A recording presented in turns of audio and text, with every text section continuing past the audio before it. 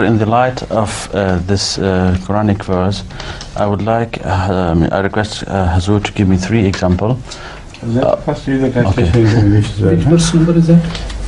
Chapitre 29, verset 42. 42. Pardon, verset 42? Non, chapitre 29, verset 42. He said chapter 29, Yes, that's what. verse 42. 42. Verse 42.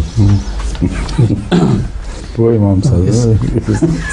أعوذ بالله من الشيطان الرجيم مثل الذين اتخذوا من دون الله أولياء كمثل العنكبوت اتخذت بيتا وإن أوهن البيوت لبيت العنكبوت لو كانوا يعلمون. The case of those who take helpers beside Allah is like unto the case of the spider that takes to itself a house, and surely the frailest of all houses is the house of the spider, if they but knew.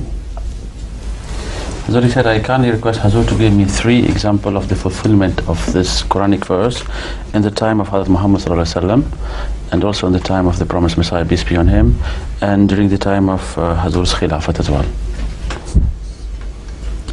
I still can understand the relationship between this verse and what he has in mind in relation to the times of Muhammad sallallahu alaihi wasallam, etc.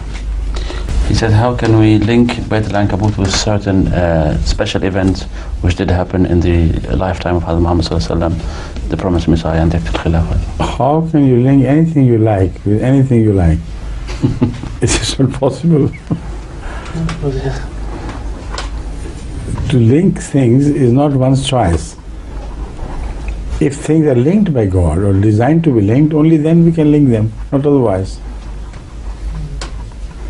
And the Holy Quran has already linked this example of the house of spider to the example of those who worship imaginary gods besides Allah. So it should be linked to where the Quran has linked, to nowhere else.